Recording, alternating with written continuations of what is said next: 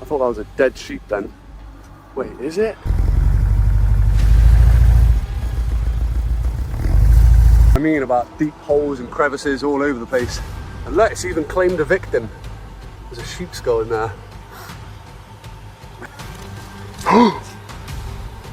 Whoa! I just heard a woman's voice. If there is, come forward, come speak to me.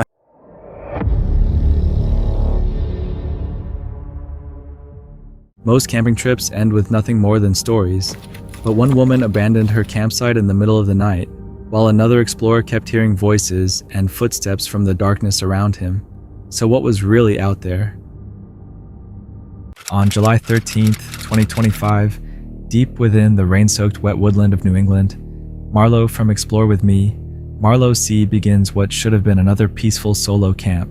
Her channel usually features calm nights, simple routines, and quiet moments in the forest. But tonight the woods feel different, unusually heavy, unusually silent. Before dawn, a series of unsettling sounds will lead her to break a rule she's never broken on any previous trip. Today we're in the Atipa Voyage.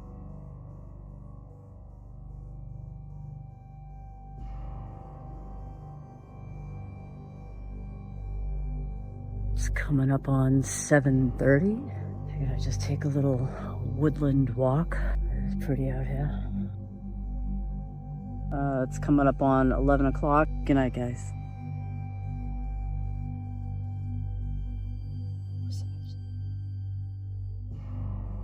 Thought I heard like footsteps or something. I've had an uneasy feeling all night. Hello? You ever get that uneasy feeling and you don't know why? I mean, I feel like I'm in like a safe area, but I don't know. As the night settles in and rain taps steadily against the tent, Marlo winds down after a simple meal and a quiet walk through the woods. Then, a sudden crack breaks the calm, a single sharp sound that freezes her in place. She listens carefully, waiting for the forest to provide an explanation, but the silence that follows feels heavier than before. Something in the darkness is only beginning to make itself known. Maybe we should just take a walk or something and check it out. I've never bailed on a camp. I mean, it's crossing my mind. I've never bailed on a camp, whether it was a regular camp, a stealth camp, or a wild camp, so... Oh man, I don't feel like getting out.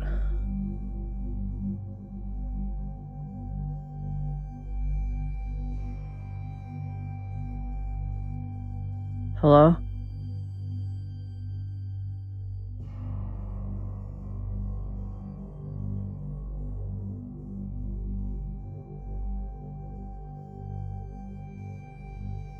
Do you just ever get that feeling that you're being watched? I don't mean by like, animals or wildlife or anything like that, but you just get that eerie feeling. That's the feeling I'm getting. And I could have sworn I heard like, that when like a branch sort of breaks from like a footstep? That's kind of what I thought I heard.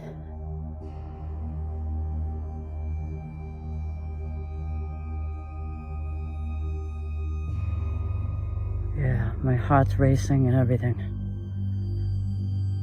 I don't know, guys. I don't know what to do. The quiet breaks again this time, deeper, slower, deliberate. Marlo senses the change immediately, an uneasy feeling that something is standing just beyond her tent. The pattern does not sound like rain or wind, and every pause tightens the air around her. She considers looking outside, but instinct pushes back harder than curiosity. That instinct begins guiding the rest of the night. I am out. Oh, sorry I didn't film that. I've never taken down a tent at night before. I've never, ever taken down a tent at night before, and it is not fun, especially a wet one. I've never bailed a camp, but I've just got that like negative energy feel or vibe or whatever it is, and I could have sworn I heard like a crunch of a footstep, or it's just eye shine from an animal right back there. Have you ever gotten that feeling? It's definitely something that you feel like deep in the pit of your stomach.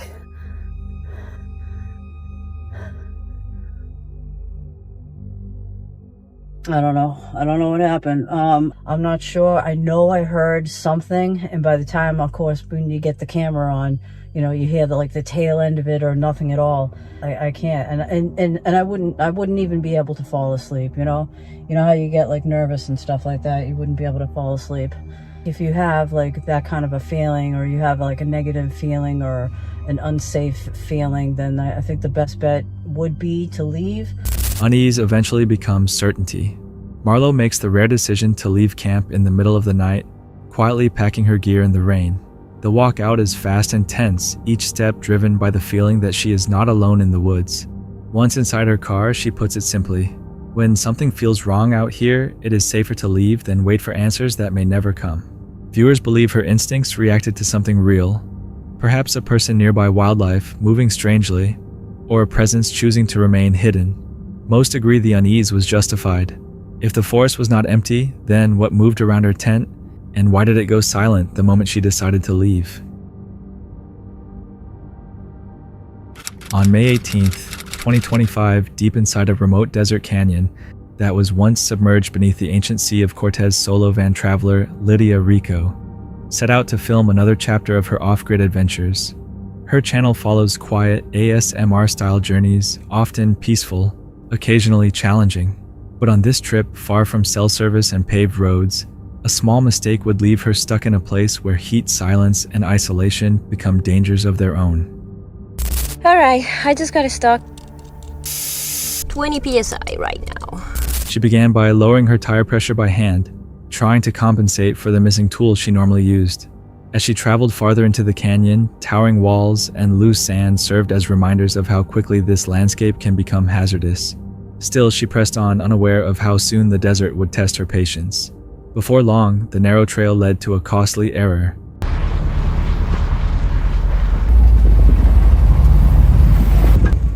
Oh, that's what happens when you're about to get stuck.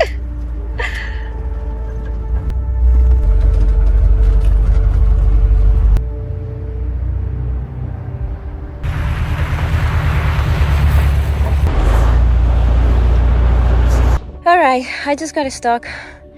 I was trying to camp right here in the back tire. I stopped before it's getting worse. I'm stuck right now, so I'm gonna have to dig myself out and hopefully getting out really easily.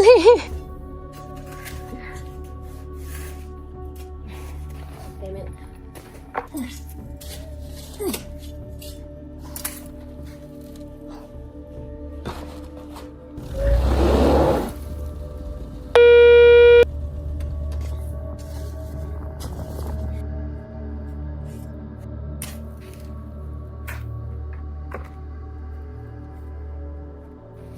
God, please hit me.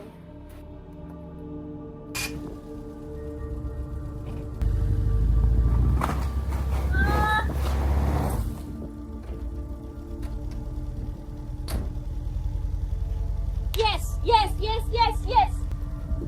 Let's go, baby.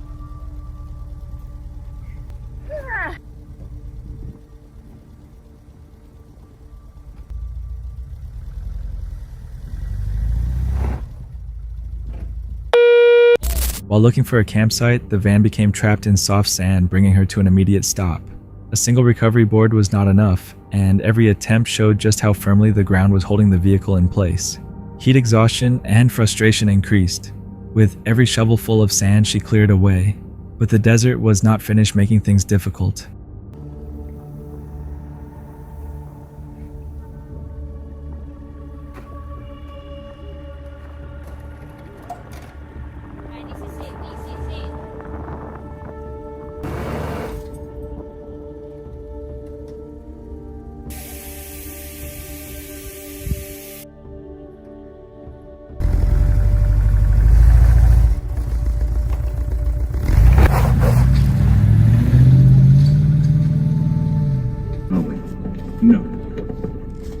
I made that. Ooh.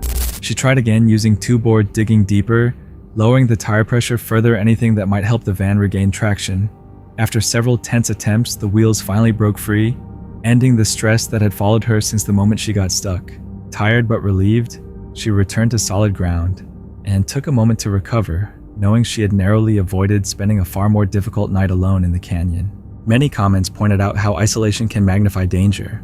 One wrong move in soft sand can quickly become a genuine survival situation. If the recovery efforts had failed, how long could she have lasted alone in that silent canyon? On May 6, 2026, Sam from Nomad Sam, a UK-based outdoor adventure channel documenting solo wilderness trips across the Scottish Highlands, returned to a hill that had forced him to turn back before. This time, he was determined to complete it. He started from a nearby village, and from the very beginning, it was obvious there were no marked trails.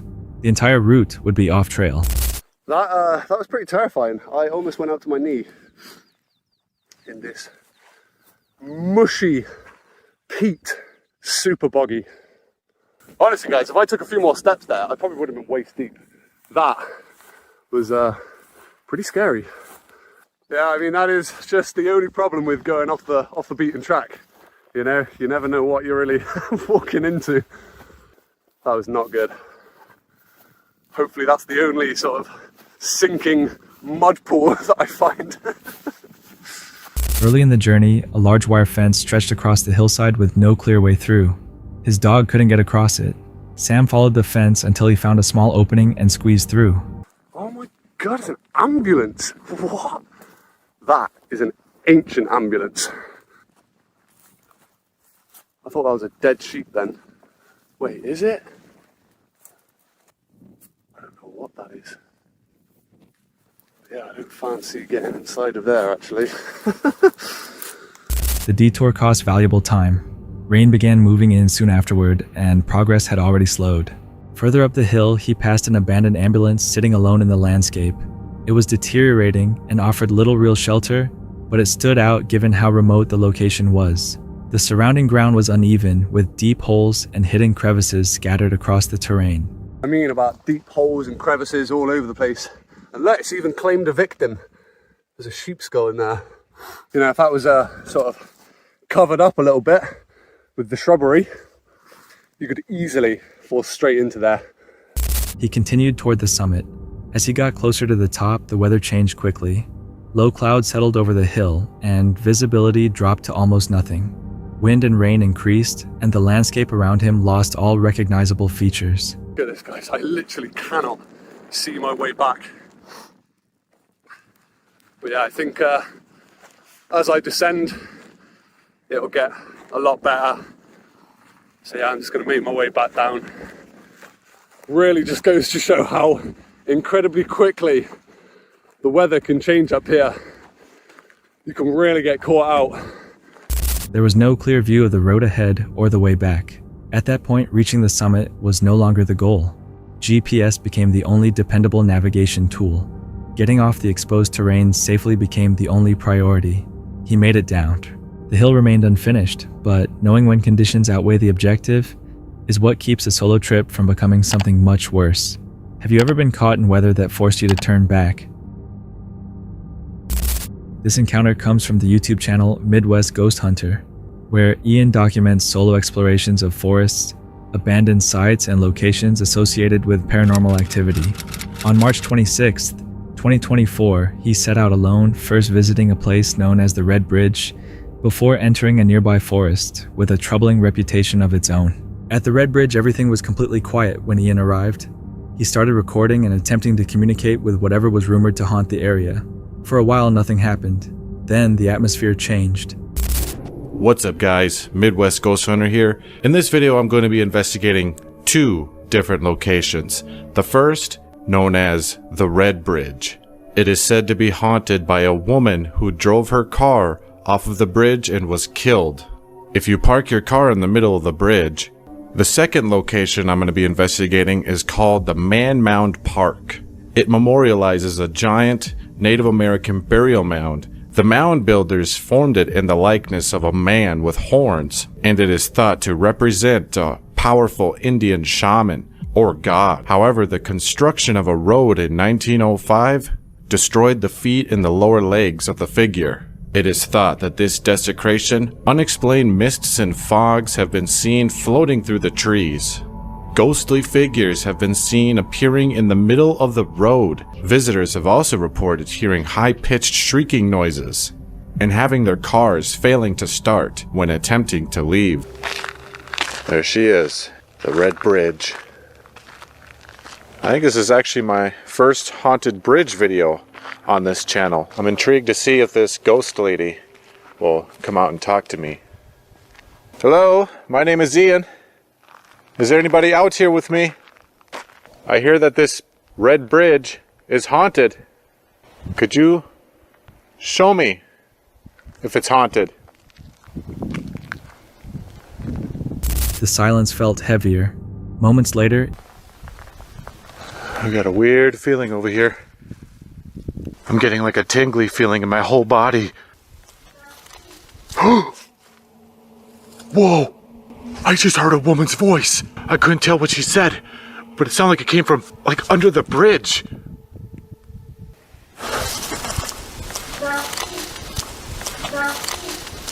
Hello there. I heard you loud and clear. Are you underneath this bridge? I'm gonna try to get as far down here as I can. Hello? That's so weird. I wonder why she'd be down here. Oh my god. This is so freaking nuts. I'm literally hearing her voice echoing from down here.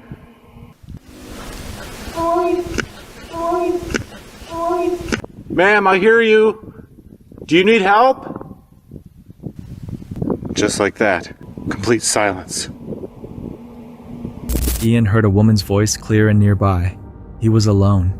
He checked beneath the bridge, searched the surrounding area, and took photographs. No one was there, yet the voice came again. He brought out a spirit box and continued the investigation. Dude, I just seen like a figure over there. It literally looked like somebody walking over there, but there's nobody over there. Bridge. She just said bridge on here. Are you on the bridge right now? I'm gonna shut this down.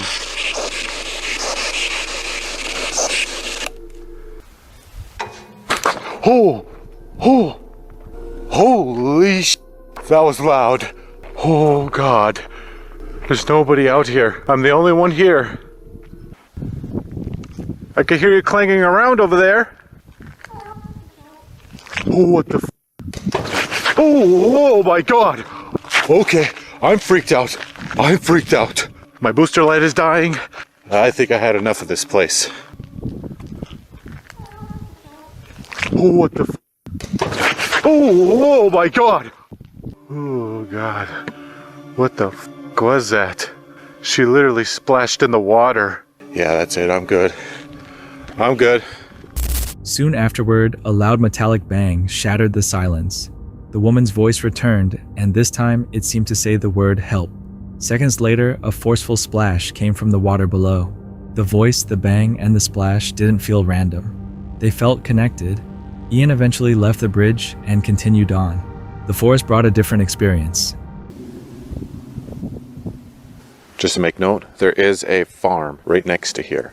If you hear mooing or other animal sounds, that is where that's coming from. Oh, that was a bit different. What the hell was that? Okay, that came from over here. That sounds almost like whistling. I mean, it could be coming from the wind, but I don't know. It sounds strange. Hello? Is there someone over there? I'm gonna go towards it a little bit here.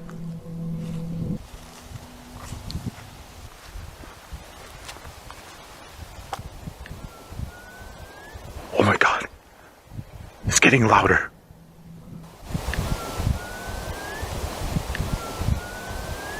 Hello?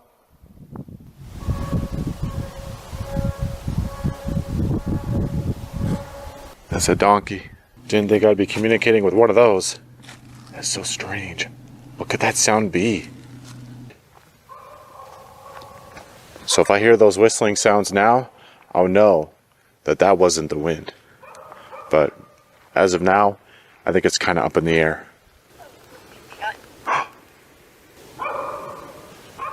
Okay, I'm pretty sure I just heard voices. Whistles began drifting through the trees, faint at first, and then more distinct on a second pass. Low, indistinct mumbling followed, impossible to pinpoint.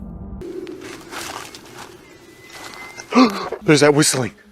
I heard a whistle. Again. Okay, so I wasn't going crazy earlier. That just came from these woods. I'm gonna try whistling back, see what happens.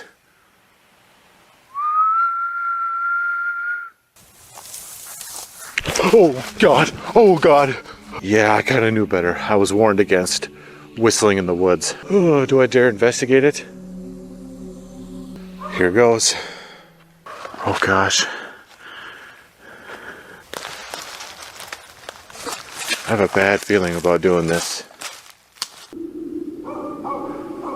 Hello?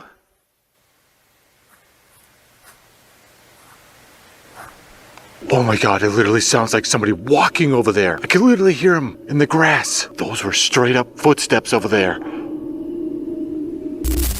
The sounds didn't resemble wildlife or wind. Ian repeatedly scanned the tree line and saw nothing. No figure, no movement. The footsteps he kept hearing seemed to stay just beyond the reach of his light. I just want you to know I would be angry too. You have every right to be angry. What the? Holy shit. Something just freaking ran right in front of me. Oh God, I nearly pissed myself. I kind of feel like I'm agitating the spirits right now. I don't think it's a good idea for me to stay much longer. Okay, I'm done. I'm out of here. That's like a high-pitched screech. Then something moved directly across his path. A pale mist-like shape traveled quickly and low to the ground, appearing on camera. At the same time, a high-pitched scream echoed through the trees from another direction. The footsteps, the figure, and the scream all came from separate points around him. Ian recognized the situation and decided it was time to leave.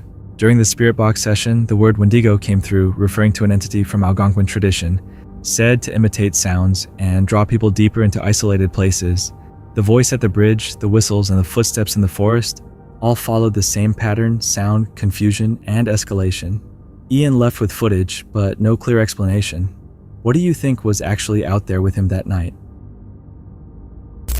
This video comes from Moxley's Paranormal World, a UK-based channel focused on solo overnight stays in remote woodland areas, often centered around unexplained activity and paranormal exploration. It was April 29th, 2026, somewhere in the United Kingdom. And from the beginning, the night felt different. He had visited this woodland before. The place carried history for him, including previous nights and experiences he still couldn't explain. So this time, he arrived with more caution. Before the tent was even pitched, he checked the ground, looked overhead for unstable branches, and placed perimeter alarms around the campsite. He wasn't taking any chances. Because it definitely looks big enough. Yeah, it's going to be big enough here. And even if it's not, we'll make it big enough. I keep looking around because I don't feel like I'm the only person here, and I possibly ain't the only person here. Because what time are we at? 8 o'clock in the evening. It's a gorgeous day as well. This ground's really soft. Isn't it great just listening to the wildlife as you're setting up? It's one of the main reasons why I actually love. Before daylight faded, he walked through the area and discovered strange structures among the trees. Logs and branches had been arranged in ways that didn't appear natural, but there was no clear explanation. He continued moving and preparing, but the forest had become unusually quiet. Then something caught his attention. It looked like a reflection moving between gaps in the trees. He watched it check the same area repeatedly, and whatever it was, it never moved closer. But it didn't leave either. It simply shifted position and remained near the edge of visibility, almost as if it were watching. That was what made it unsettling.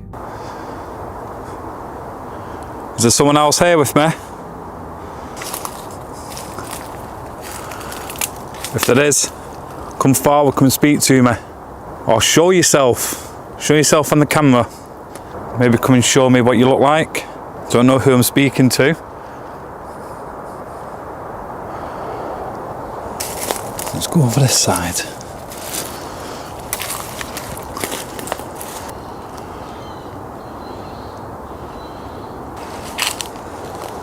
Alright, I've just turned the spirit talker back on. Let's go for a walk. 3. Forgive my sins. 3. Forgive my sins. Well, what did you... 1840. 1840.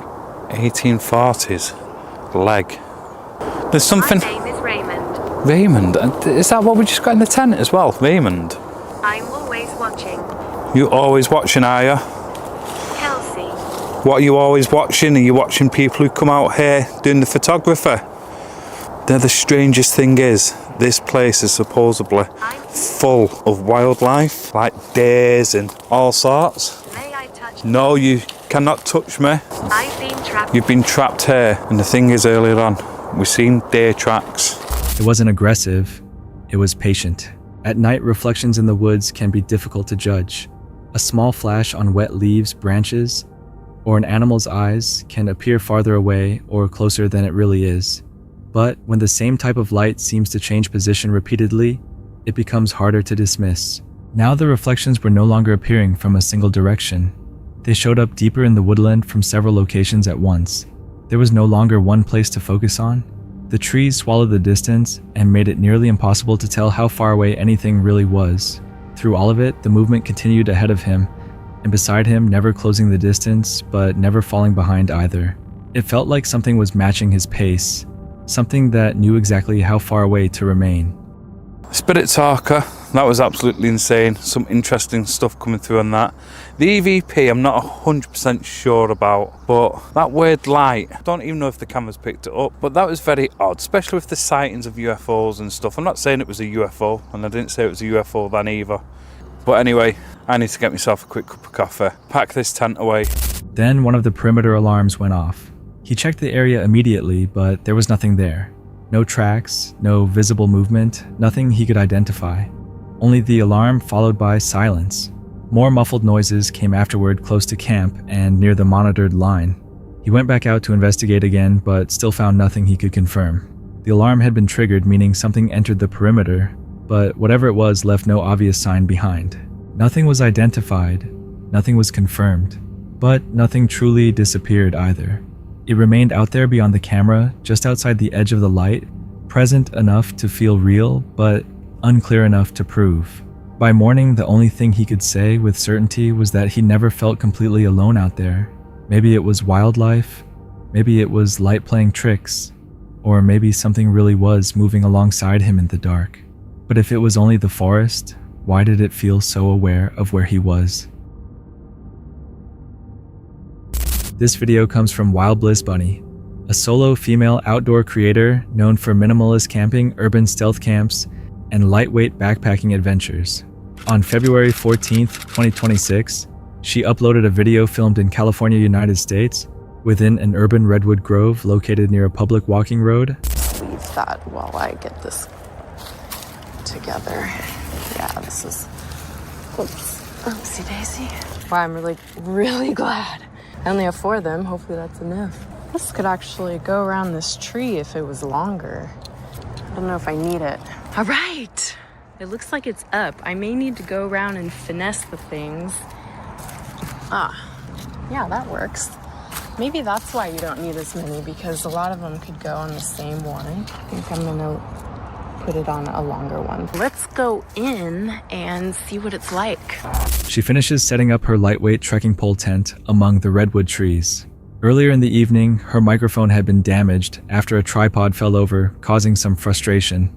Even so, she adjusts to the situation and continues organizing her campsite. On the bike, and he kept doing circles around, and then he sat at and then he went and sat by a tree, and I was and then I thought he left, And then he came and he said, knock, knock, after I like set up my tent and everything. Why are you knock knocking? You know, why are you circling around on your bike and like making it like you left? Come up and say knock, knock in the dark. Like he doesn't even have a light or anything. So way too sketchy. As time passes, the atmosphere begins shifting from peaceful to uncomfortable. A man rides a bike around the area and remains nearby. Although he appears to leave for a short time, he stays somewhere close. Not knowing exactly where he is makes her more alert. Not all the way to the tent. Like, I don't know what he looks like, to be honest with you. I didn't get a good view of his face because it was so dark out. Why are you knock knocking me? Like, I'm a female alone in the woods. The last thing I want is some dude all by himself. Even after changing locations, he never completely leaves the area. Deciding the situation is becoming too unpredictable to ignore, she begins packing up her gear. Despite the inconvenience and disappointment, she chooses to abandon the campsite altogether. I can, you know, and trust my gut. Like, my gut was like, get the F out of there. So I'm sorry, guys. This is a really short little video. There's not going to be a lot of footage, but I definitely had to abandon camp tonight. And my microphone broke. Man, it just was not my night tonight. But, you know, in that particular spot, there is a lot of noise, so I don't know what it's gonna say. The damaged equipment from earlier suddenly feels unimportant compared to the discomfort of feeling watched in the dark. Sometimes there's no obvious threat, only behavior that doesn't feel right. If you had been alone in that grove, would you have stayed or packed up and left? That's it for tonight. Which moment creep? Drop it in the comments. Have your own story, share it with us, and stay tuned. The next one is even darker.